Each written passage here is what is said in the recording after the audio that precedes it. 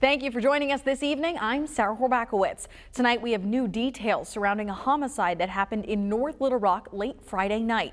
Police have identified the victim as 26-year-old Ursula Graham from Jacksonville. She had joined the Pulaski County Sheriff's Office as a deputy in February. Graham was reported missing on Thursday evening. Police found her in a vehicle at the Hemlock Courts Apartments in Palm Street Friday and started a homicide investigation. Little Rock police are still investigating a homicide on West 12th Street. The call came just after 5 yesterday evening. Police found 2 victims suffering from what police say looked like gunshot wounds. One victim died, the other was taken to the hospital. Police ask that anyone with information about these crimes reach out. Hope everyone had a great weekend. I'm Tom Brandon in for Simone Thomas. Back with us next weekend. Scott Covert put a small chance of rain in the forecast for today last night. Sure, I'm glad he did because we had some rain out there. A little bit of a surprise for some folks. Clouds, not so much. I knew we'd have the clouds today, and they're hanging tough across the region. Temperatures only in the 50s over the northern counties. We're at 66 here in Little Rock and even some low 60s over southern Arkansas. We will eventually see the clouds spin out of here. The rain will come to an end with this disturbance moving on by. Lows will be falling back into the lower 50s tonight for central Arkansas, the Little Rock metro area. Forecast highs tomorrow right around 70. Should be a beautiful day, a very pleasant autumn day, plenty of sunshine after the morning clouds, and it looks like we'll continue that trend. We'll talk more about these fall-like temperatures as we look ahead in your 7-day forecast. Sarah, back to you. Across the country, protests are being held over the conflict in Israel and Palestine. Tensions are running high with the war only escalating. Christian Benavidez reports. Palestine will be free! Nationwide gatherings from Michigan to California this weekend over the conflict in Israel. Terrorism's got to go! Growing tensions in Los Angeles kept police on high alert. Fida Mahdi says a family member was killed in Gaza. Can I mourn my uncle without having to convince everybody that he's human and he deserves to be known and not be in, I don't know if I can even say this, in pieces on the street? In Boston, this Israeli student was also mourning his loved ones. I lost 5 friends and colleagues at the recent attack. Just today, one of my friends who was missing, we've heard that he was found dead on the ground. This weekend marked the first Shabbat gatherings for Jewish people since the brutal attack that sparked the war. Where were we when people stood up to slaughter in our lifetime? Throughout the country, there's been stepped up security at houses of worship. People are nervous and people are anxious, and we did bolster the security. The Biden-Harris administration has your back. I know who's hollering down there. While giving a speech, President Biden was heckled over Israel's bombing campaign in the Gaza Strip. Free, free Palestine! More rallies are scheduled, with emotions running high. Christian Benavidez, CBS News.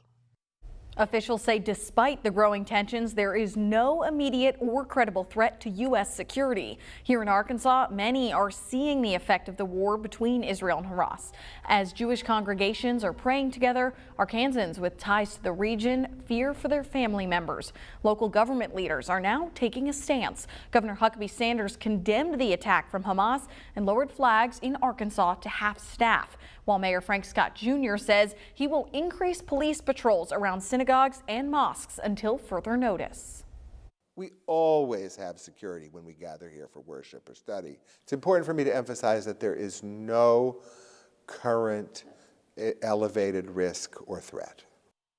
Little Rock FBI releasing a statement in part saying, quote, "We are tracking closely the events in the Middle East. Hate crimes and violence against members of any community will not be tolerated." The FBI is also asking the public to report any suspicious activity.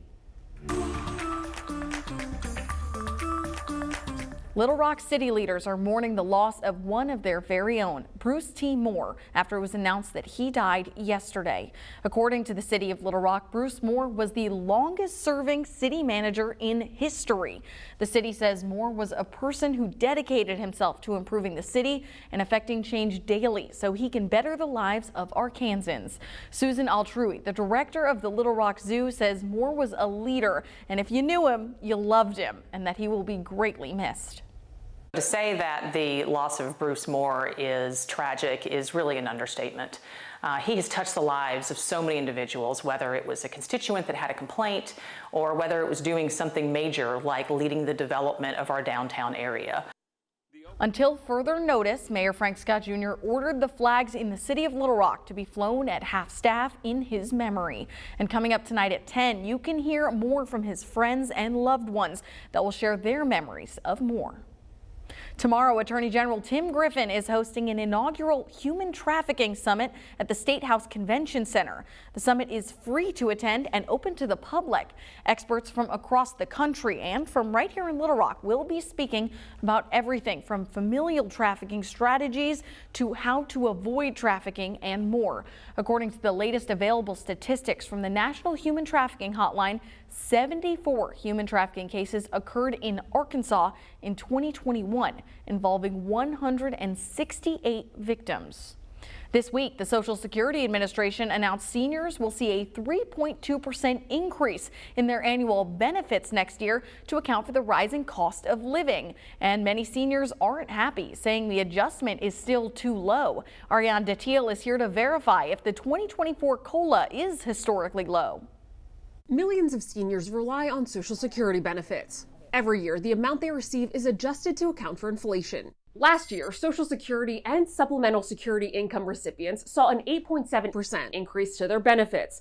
That's the largest since 1981, thanks to the cost of living adjustment, or COLA. But on October 12th, the Social Security Administration announced that 2024's COLA will be 3.2%, less than half of last year's adjustment. So let's verify. Is Social Security's 2024 cost of living adjustment historically low? Our sources are the Social Security Administration, the U.S. Bureau of Labor Statistics, and the Senior Citizens League. The 2024 COLA is significantly lower than last year's, due in part to the leveling out of inflation, which skyrocketed in 2022. But 2024's COLA isn't historically low. In fact, the 2024 COLA is actually the third highest in the last decade. And the Senior Citizens League says the 2024 adjustment is well above the 2.6 average over the past 20 years. So we can verify, no, Social Security's 2024 cost of living adjustment is not historically low. With your Verify, I'm Ariane Detiel. The Social Security Administration will mail COLA notices throughout the month of December. If you want to know your benefit amount sooner, though, you can check the message center of your Social Security account.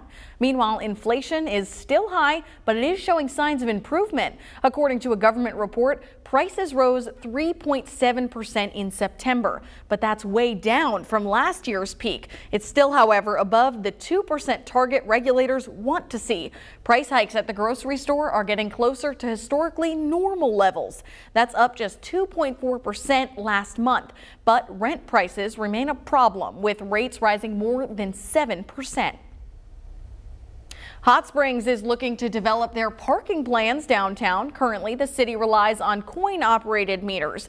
The city has issued a request for proposals for different companies to pitch ideas on how they would modernize parking downtown. The city says they're looking to add smart parking meters, ways to pay through apps or by scanning QR codes. The proposal submission deadline is November 6th. The pickleball mania is sweeping the nation, thanks in part to one Hot Springs business. After the break, the company creating pickleball paddles right down the road. Tom? Oh, it was a gray Sunday. Even a little bit of rain fell over parts of Arkansas, but the sun will come back out for a good part of the week this week. State Fair week looks fantastic. I got your forecast after this.